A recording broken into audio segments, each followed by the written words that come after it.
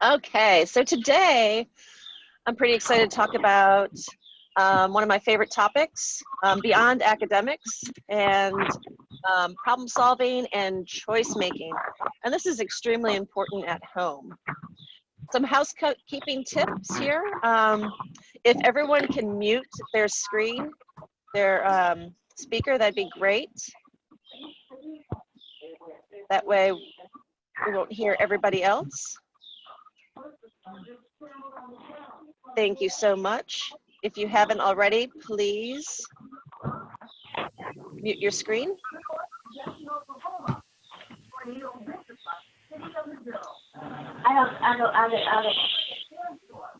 Okay, I still hear someone talking and maybe a TV.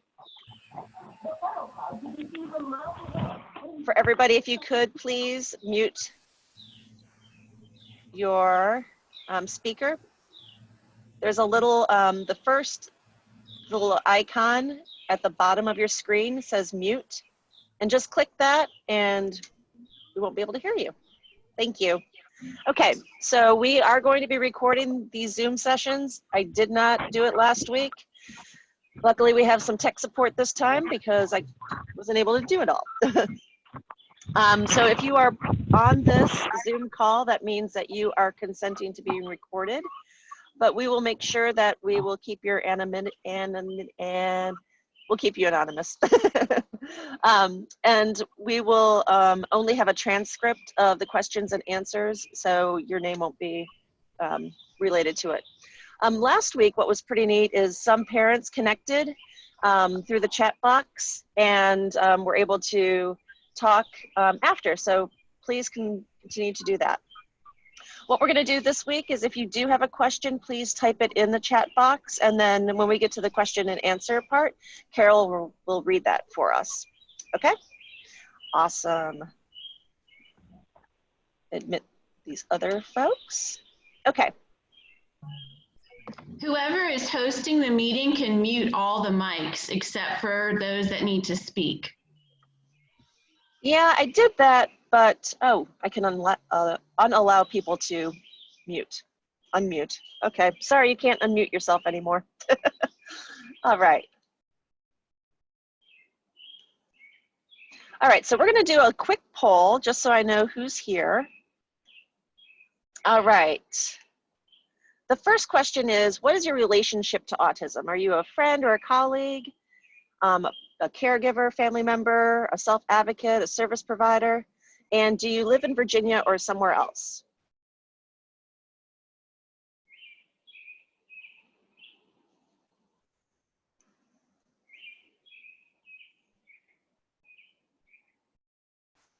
We have lots of service providers. That's always great.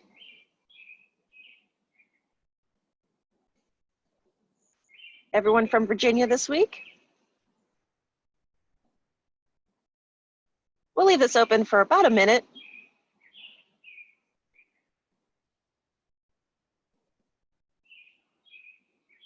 So for family members who haven't found out about these yet, these will be archived and you can view them at another time. So that's good.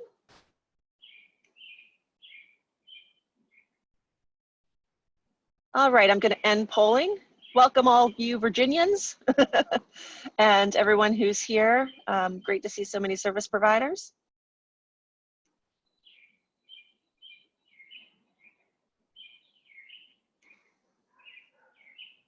All right. Thank you for that information. Appreciate that. Okay. So promoting independence.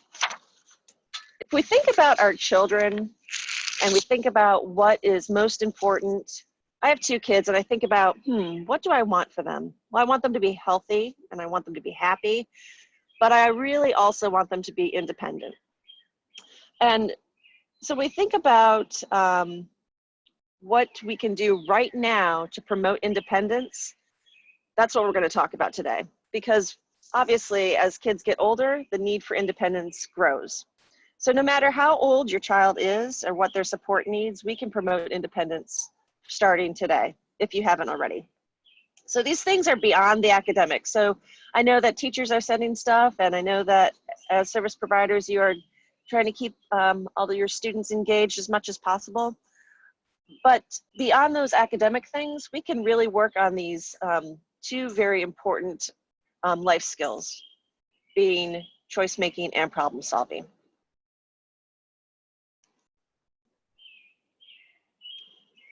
Okay. So what we also know is sometimes choices and making decisions really can cause a lot of stress and anxiety for some youth with autism. And a lot of that has to go with the lack of opportunities that they're provided. So new things are pretty challenging for all of us, right? So if we think about the things that don't come naturally to us, they can be anxiety provoking. So that's why we really have to practice these two skills. I love this picture. It reminds me of me. So, you know, at home, I try to give my kids choice as much as possible, but it ends up being something like this. What would you like for dinner? Would you like chicken or would you like spaghetti? I'd like spaghetti. Nah, I don't feel like making spaghetti. How about chicken? So I try to give them a choice, but then it didn't really happen. Or I just don't have time, and so I make the choices for my kids. And that really does not help them at all, right? So that's why we really need to think of how we can incorporate our kids into our daily routine and how we can get them part of this choice-making process. And we're going to talk about a lot of ways that we can do this at home. So think about waking up today until now. How many choices do you think you made? Let's see. I know that I chose to snooze my alarm twice.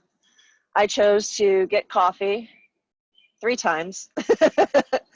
I chose to answer a phone call. So I make all these choices. I chose this sweater. I chose to curl my hair for everybody today. You're welcome. We make these choices automatically, but we don't often allow our sons and daughters to do these sorts of things because of lack of time, inefficiency, or we just don't think that they have an opinion or really will make the effort to make a choice. What we do know is choice making can do a lot of things, like prevent problem behaviors. Now, that is music to my ears. Think about if you were not afforded an opportunity to make choices in your day, right? Wouldn't you be a little angry? What if my clothes were laid out for me and I didn't want to wear them? What if I really wanted spaghetti, but my son made me chicken? What if all of those pretty easy choices are taken away from you, or you aren't allowed to offer an opinion? We know that studies have shown that inappropriate behaviors happen because kids are forced to do things that they don't want to, or adults or whoever. We also know that choice making offers independence. Think about the lack of independence you would have if some of these choices were taken away from you.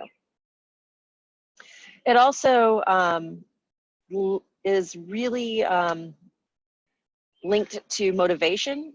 So if you think of all the choices that you're allowed to make, and you make them because you want to do them, right?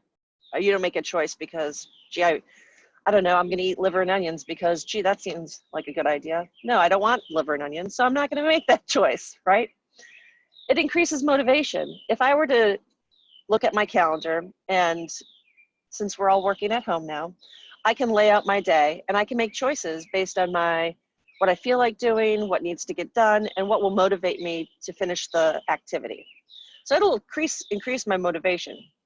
Clearly, some days are more motivating than others, and that's why we need to incorporate more choice. If we don't allow choice making, we can have a whole host of issues with learned helplessness. I work with a lot of adults who They look to their family member, they look to me when I ask them a question or I ask them to make a choice because they don't know how to answer. And they have had people make these choices for them throughout their life. So now they're kind of having this lack of independence, lack of ability to do things on their own. So it's kind of this learned helplessness. Clearly they're able to make these choices or they're able to have an opinion, but they haven't had that opportunity. So again, that's why we really want to make sure that we're working on this from all ages. The sooner the better. Oops, sorry about that. Oh, yeah, yeah. It also increases attention to task. I think about my own child who's in middle school, not terribly motivated to do his 8th grade work, especially since he knows that it's not graded. But what we can do is say, okay, here's all the things that need to happen during the week.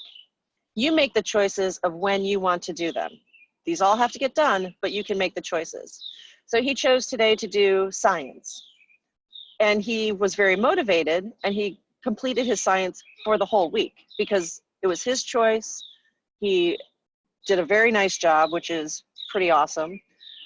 And there was no problem behavior. So we took something that was pretty awful, like this whole host of things that he had to get done during the week. And I gave him an opportunity to make choices. And we had far less struggle and problem behavior. Okay, so how do we do this? How do we incorporate choice making throughout our day? Well, we could do it between activities. So think about all the things that you as a family have to do. Well, you can incorporate chores as part of this. So between activities, you can either set the table for dinner or you can clean up after dinner. Make a choice. And all these things can be done with visual cues, with first then, with any support that is needed to help your child be successful at this.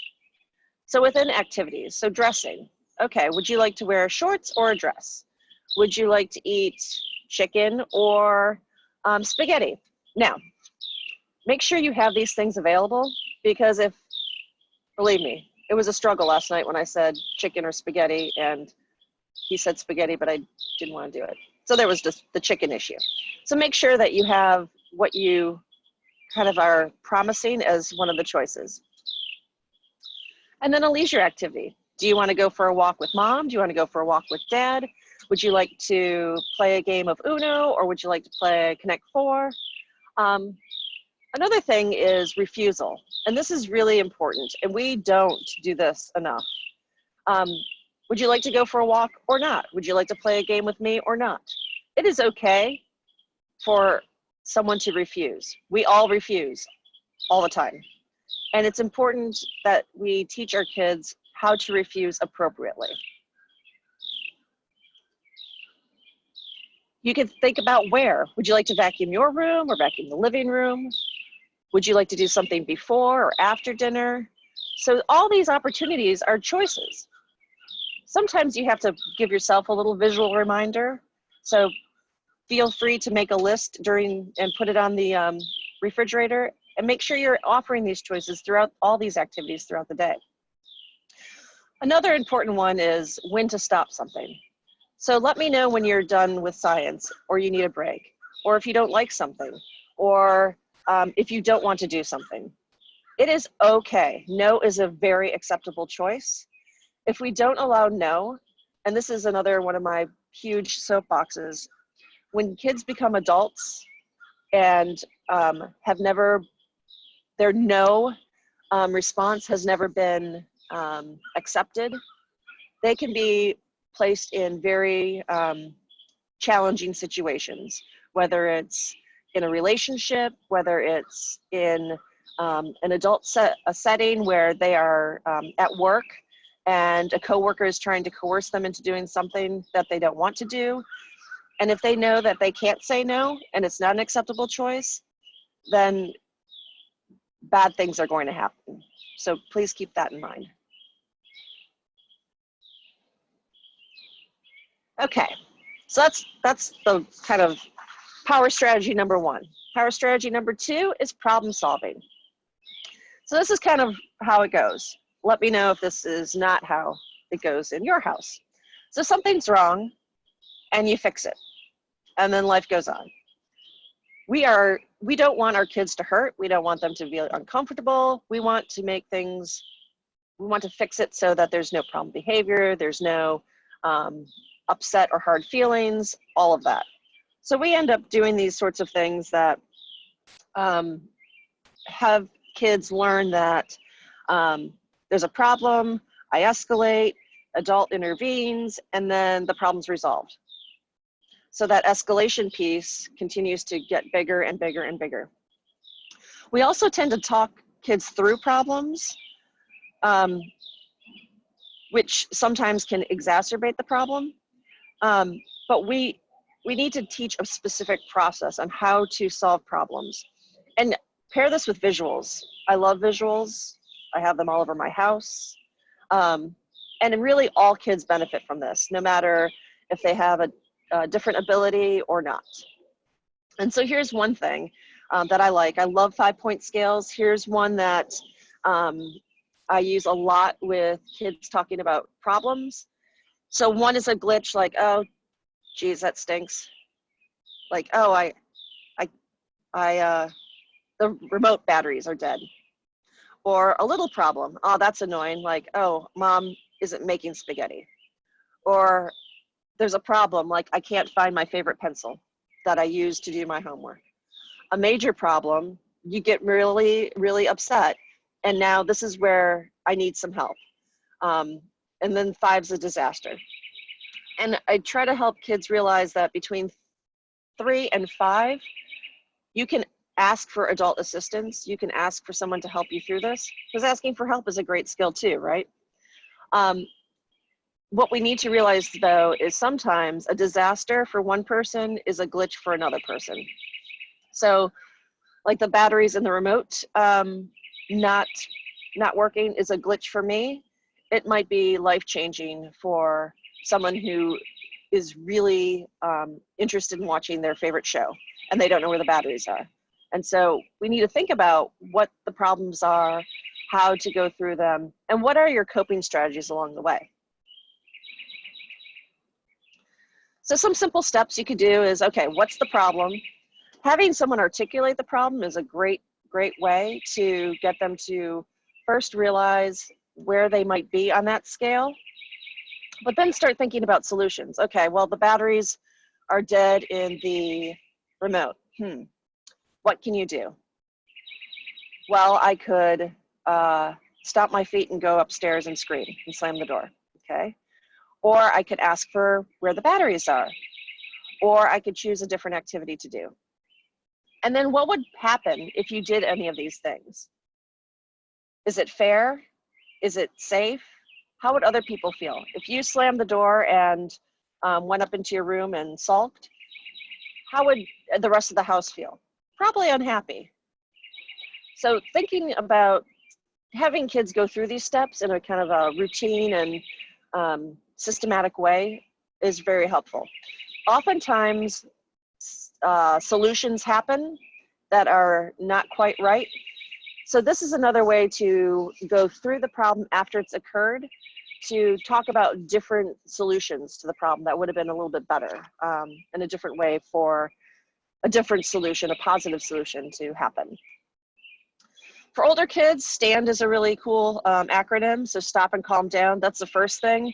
And that's good for parents too, like stop and calm down before you get upset and try to solve the problem for your kid also. Tell the problem, what exactly is the problem? What are different alternatives?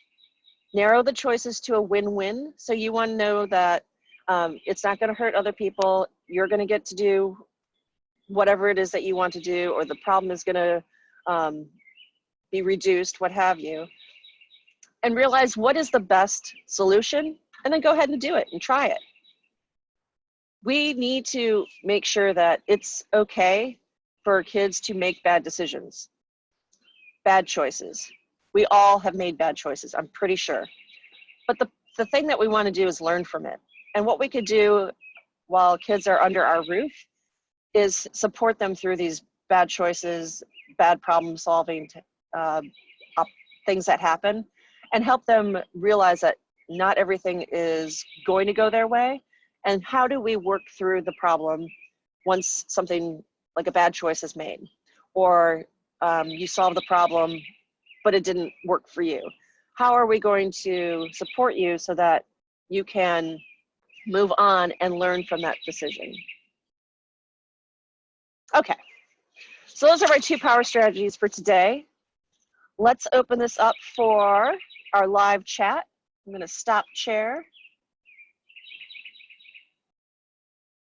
All right, Carol, if you can help, that'd be wonderful.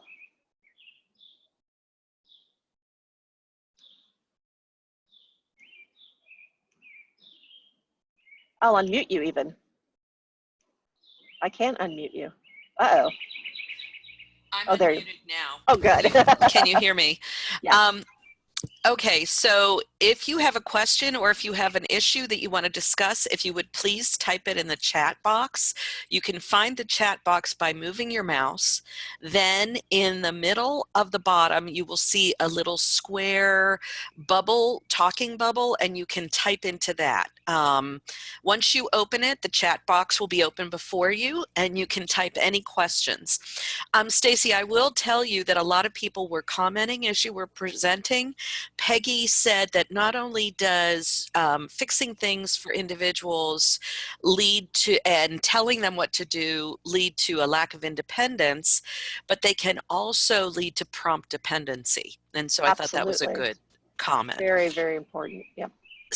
I think it's Sade asked, can you please give more information about the process for older kids? And please show that page again. And I believe that's probably either the stand process or Yep. however. And then there's another question, how do we explain to parents the negative effects of verbal prompting? And that's from Erin. Okay. So we've got 2 so far. Okay, so what I'm going to start with is sharing this screen. Right. Share it, Staci. Share screen. Okay. Hopefully that's the one. Okay, so we'll start with the one for the younger kids. So I like to print this off as a form almost. So after the situation, you can go back through and kind of process it together. If you need visual supports, oh, that's interesting. If you need visual supports, you can put those with each of these questions and teach kind of what those visuals mean. So it might be a question mark, or like a shrug shoulders might be, what's the problem? And then the thinking cap would be, let's think through different situations. And then maybe for the 3, what would happen if, make sure there's a picture for safety, one for like people working together, and like an emotion picture. And so that you're really kind of mapping through all those specific details, because those are the things that you really need to be concerned about when you do go through problem solving. For older kids, you could put stand up as the visual support to remind them to stop and calm down. And sometimes people need a break, like, I need to stop and calm down, but not right now with you. And that is perfectly fine, to allow your son or daughter or student to go to a different location, whether it's a different room in the house or a different area in the classroom, because sometimes we need that space to just decompress before we can tell what the problem is, before we can even go through this process.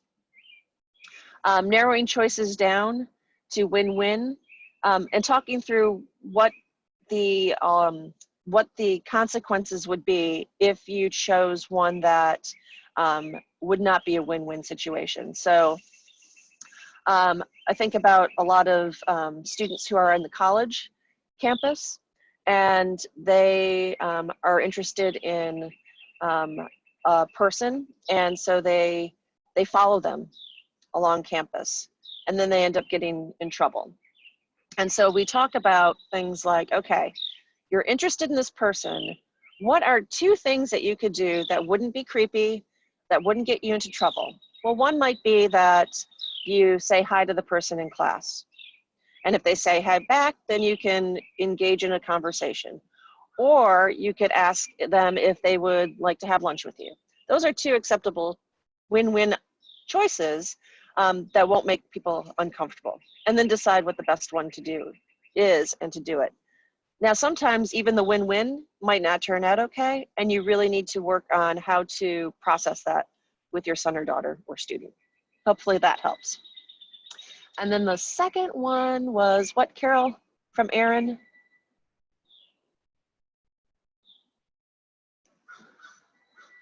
You're muted. Why are you muted, Carol? Unmute. So when you're not the host, unmuting is a 2-step process. Aaron wanted to know, and this also ties into another question from Tamika, basically how to help parents adjust to the idea of their children being independent. Right. Tamika was really interested in how to do that, particularly for preschool children where you want them to both be independent and safe. And then you also sometimes don't want to go through the process of hearing your child scream when you're encouraging independence because maybe they're trying, and that's hard. Hi, Tamika. So for younger kids, we can do things like using shaping or chaining. So thinking about 1 or 2 activities that they could do fairly independently, whether it's pulling up their pants. Well, maybe they can't pick out their clothes yet, and maybe they can't get their legs in, but they could definitely pull up their pants. And so that's helping you with dressing, but it's also teaching them more responsibility and more, giving them more independence. Things like feeding the animals in the house. This is a nice preschool activity too. And maybe they can't navigate the water bowl to where it needs to go, but you can give them a cup and they can scoop the right amount of cat or dog food and pour it into the cup. And so they're helping, and they're being part of the family, and it's really working towards those independent skills. Trying to, and this is hard for all parents, me included, because we don't want to see our kids fail, period. But we're not doing a service at all, because as kids get older, the dependence grows and grows and grows, and it becomes harder and harder and harder to fade that support, especially verbal. Verbal prompts are probably the hardest to fade. What you could do is replace verbal prompting with like a task list, or you could do things like model and have them videotape the modeling of how you want something done. So maybe you want them to set the table. Well, you could place the place setting out, take a picture with their phone and say, okay, I need you to set the rest of the table. You have the picture, go ahead. And so they have that visual support. You're fading out that verbal prompt, and they're becoming more and more independent. Hopefully that helps. Tamika said, okay, that sounds great. Sade had a follow-up question. She is worried about her middle school child and handling the tech world addiction. And she wants to know, how can you help her solve that problem? I have a 13, almost 14-year-old son who has a tech world addiction as well. And I don't know what it all entails for your child, but mine really likes to watch YouTube videos of other people playing games or like funny comedy sketches. So I limit time. I use it as a motivator. So this is your schedule for the day. You have choice among your activities, but you don't get to have your phone until you complete these activities. And I make sure that he's actually done them, because this also happens. Hey, did you finish your work? And then you go and look and no, it has not been done. Did you put your clothes away? No, that has not been done. Because they really want to get to that phone, or they really want to get to that video or the computer or whatever. But setting up the expectations that this is what needs to happen prior to you having that tech piece. The other thing you could do is when everyone goes to bed, everyone's phone is in the kitchen. And that's really challenging because you don't probably want to leave your phone in the kitchen either. But setting a kind of a routine of, okay, everyone's going to sleep better if our phones are here charging independently. I don't know what other tech issues are you're having, but let me know. Any other questions in the chat room? And again, you can find the chat room by moving your mouse. You'll look for the kind of squarish box that is the cartoon call out. Click on that and you'll get to the chat room. By the way, our number right now is 111 participants from across Virginia. So welcome everyone. Yay.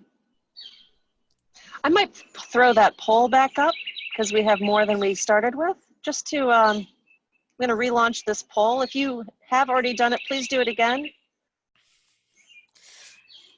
So what is your relationship to autism, and do you live in Virginia? And feel free to put more questions or comments in the chat box.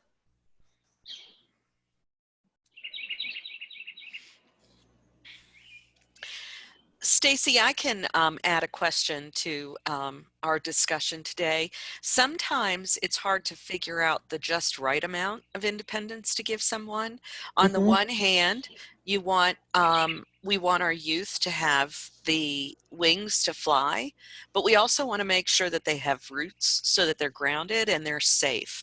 Can you talk about the balance between making a mistake, making a bad decision, and being safe? And at what point do you think parents should step in? That's a great question, Carol. So I think the way to kind of get to that point is starting very small. So starting with independence at a young age, starting with smaller tasks, starting with small failures. So, okay, you fed the dog, but there's dog food all over the floor. Okay, now you have to clean it up. That's a minor issue. What we don't want to happen is kids doing things, and this is a current situation of mine where they're charging a lot to their credit card because they're bored, they're at home, and they can't stop. So their credit's out of control. Yes, that was a learning opportunity, but that kind of crossed that line because they didn't have the foundational realization that charging, you have to actually pay it, and the consequences of when you don't pay your bills, when you don't have the money to support those habits. So I think it's a personal decision with families, but you also, I think, this is going to sound touchy-feely, but it's almost like a gut instinct to know that, okay, I can trust my kid to do this, but not quite that. And what are the processes, what are the things I need to teach in order for me to feel comfortable for them doing that, whether it's mowing the yard, whether it's walking the dog to the end of the block versus across the street. What are those things that will make my heart, my mind at ease, knowing that they will be safe? Peggy has a question about perspective taking and struggles. And she says, you, Staci, mentioned earlier about how would blank feel if you did that. she says, we have a social communication group, and so many of the kiddos struggle with the idea of understanding how to interpret how something would feel. Like, if I take a toy away from somebody else, it would feel pretty good to me because I have the toy. And a lot of Absolutely. our youth aren't able to think, it feels good to me, it should feel good to everybody. He'll be happy I have the toy. So maybe talk to that a second. I love using videos. There are so many, you could turn on the TV at any point and there's going to be some learning opportunity. Whether it's a HGTV show and you picked the wrong color because that's the color that you wanted, but your wife didn't want that color. And you can pause it and say, okay, what's happening here? Look at their facial expressions. How do you think he feels because she picked the color and he didn't like the color? Or let's look at this sitcom. And I love Big Bang Theory. I know it's overused. Bear with me. When someone sits in Sheldon's seat, how does Sheldon feel? He doesn't feel happy because that's his seat. Now, what would happen if you took someone else's seat or you took someone's toy?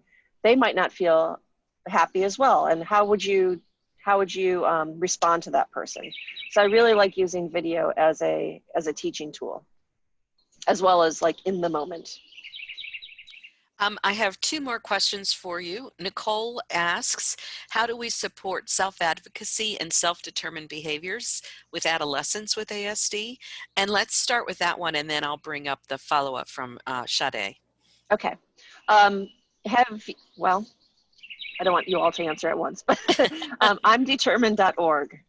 If you haven't gone to this website, you have to go there. My friend Teresa Kogar is on right now, and many of our staff members, that's one of the greatest tools that we can use.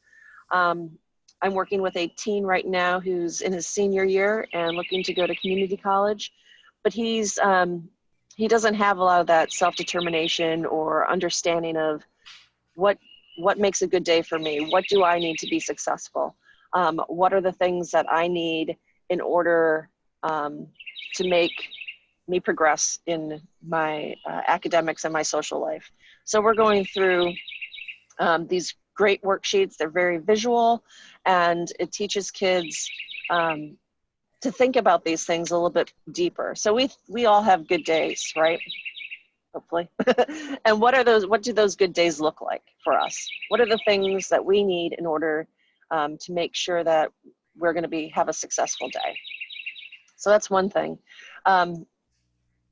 The problem solving and choice making, those are also strategies to teach that self-determination and the ability to ask for help when needed, or to say I don't understand, or to say no, or I need a break. Those are all skills that really encompass that self-determination and that self-awareness.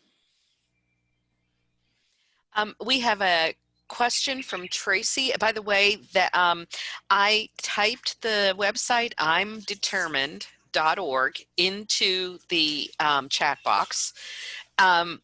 And again, that's imdetermined.org. Don't use the apostrophe, just imdetermined.org. Tracy asks, what about kids that do have choices? For example, when to do homework, let them pick what class they want to do. When they get down to the least motivating class, they get upset, or get upset even if required to do work throughout the day, no matter what class it is. Yeah, that happens. So breaking it down into smaller chunks and then providing some sort of motivating thing, a carrot in between those chunks. So, nope, I really don't want to do the dishes. But if I do the dishes, then I can play a game on my phone. Or, nope, I really am struggling with math. But if I do 5 minutes of math, I can then take a break and do something else. So chunking into smaller bits of time with more reinforcement. And then as things get more successful, expanding that time. Also using different choices, like you don't want to do math inside, but how about outside? Or maybe you want to do math at the kitchen table with your sister, or adding in a little bit more choice. If there are days that absolutely nothing is going to get done, this kind of goes back to our talk last week, making sure that they, and that Cindy had this great response. So if they're not going to do any work, okay, well if that's what's going to happen today, we're going to have to write to your teachers and explain that. So let's write down what we're going to do. Like, I'm not doing math today, and we're going to have to send that to them. So there's that compromise, but it's also looking at the consequence of the behavior. So then the teacher will say, okay, well, now you have to do double tomorrow, and really showing what that choice, what the consequence is for that choice. I think also starting with something, even if it's small. I was going to say, Staci, one of the efforts that I've seen, one of the choices that I've seen very successful for students or for children who really struggle with, I hate this, I don't want to do it at all, is I frequently will give them a choice of how much time within about a 3-minute time span. So if it's the least favorite thing that the person wants to do, let's say it's math, I'll say, okay, it's time for math. Do you want to do this 1 minute, 2 minutes, or 3 minutes? From my perspective, it doesn't matter if it's 1 minute or 3 minutes, but from the perspective of the person choosing, it feels empowering to be able to say, oh, I'm going to do it only 1 minute. Yeah, that's great. As the parent, you want to stick to that though. Set a timer, and once that timer rings, say, okay, you're done. That's all you had to do. Teresa mentioned that there's lots of supports and lots of information available on the I'm Determined website that work on the core components of choice making and problem solving. There are also really good tools. One of the things that you might want to do with your children is fill out the good day plan. And by filling out the good day plan, what you do is you literally sit down and say, what would a good day look like for you? And let's try to work in as much of that to your day as possible. That might also increase some of the challenges that you face.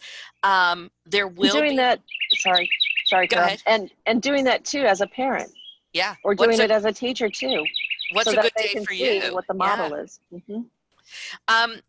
We're also going to be having self-determination as a lunch and learn topic in May. There are more of these coming up. Oh, Sade just reminded me again, she had a question that I missed. It went up the chain. This is back to the problem with the lots of hours on the video screen. How does she help him responsibly without frying his brain? He says she's controlling and she can't seem to find that win-win situation. I wonder, Sade, it might be helpful for you to reach out by email. We do have an email that you can reach us at, and that is, what is it? VCU Autism Center? Autism Center, VCU Autism Center. Autism. Hold on. It's on this slide. It's on your last slide. It is. Autism Yes. Center at vcu.edu. Oh, Autism Center at vcu.edu. Yes, I just typed it and it's up. I have another question for you, Staci.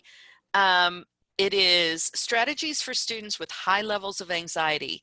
It impacts him doing tasks and expressing preferences. For example, this student is a huge people pleaser and has performance anxiety with being wrong. Over time, it's gotten worse. This, of course, impacts him doing new tasks, but it has also gotten to the point of him even interfering with him performing mastered tasks because he's so afraid of being wrong, and saying something that is not preferred to the person that he's talking to. So this is someone with a very, very high anxiety level who gets anxious about making a choice because it might be wrong. Yeah, that's one of the things that we talked about earlier. So even mastered tasks,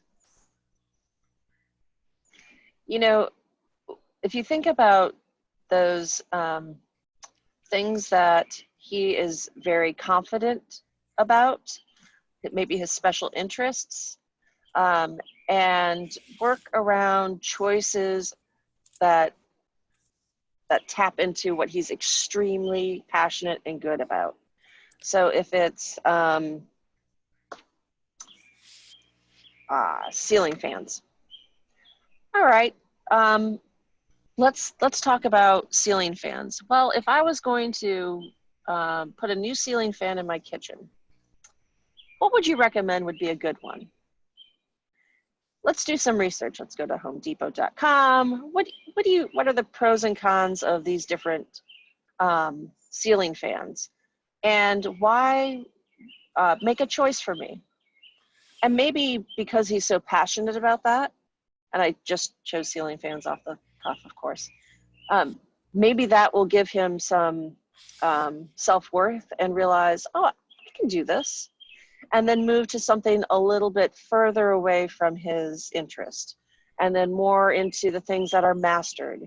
But always kind of start the thing like, there's really no wrong answer here. We just need to figure it out. We just need to make a choice, and we'll work through it. And allowing, like saying it out loud that it is okay to make a bad choice might help. Staci, the other thing that occurred to me is it very often helps with those individuals with high anxiety for them to teach you, for you to pretend to be the novice, so that you ask them to teach you something that they know very well and you don't know as well. That could be a way to get them into showing you a mastered task. Yep. So Great idea. Yeah. We're getting a lot of thank yous, and it looks like people are beginning to drop off. So Staci, I don't know if you want to maybe show the Yep, absolutely. There's upcoming sessions. 2 folks who aren't from Virginia in the chat box. If you can just mention where you're from, that'd be awesome. Just type into the chat box your name and where you're from.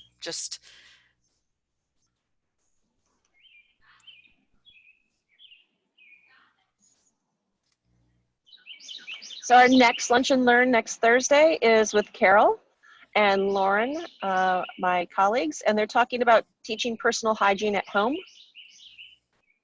And then this is our information. I can just make it bigger. Where are you?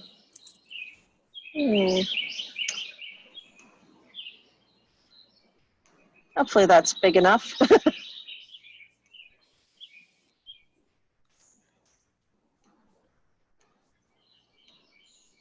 that good, everybody? Well, thank you so much for listening today. I really appreciate it. And if you have any questions, please email autismcenter@vcu.edu, and any one of us can answer those questions. And please go to our website. We have tons of resources. We talked about some of those evidence-based practices like chaining and shaping, and we have some how-to videos about that in case you're not familiar. And there's online courses and webcasts, and it's all free. So please check us out. There was a quick question. We will make the chat script available, but we are going to remove everybody's identity to make sure that it is as anonymous as possible. Yes. And we will be sending out the links for the coming Lunch and Learns. We're going to keep these going for a while, especially as we're all coping with the COVID-19 and we're at home.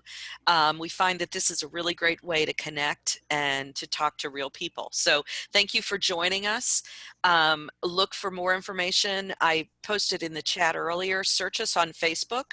We share all of our advertisements on Facebook, and we hope to see you next week. And if you want to join our listserv, there's a way to do that on our website, or you can just email us at this email and say, add me to the listserv, and we'll do that too. Thank you. Someone did mention the bird. The bird is a little excited. So Staci's family is inside. This is the best way for her to maintain a confidential conversation. Thank you so much for joining us. We'll work on the birds for next week. Sorry. Thank you.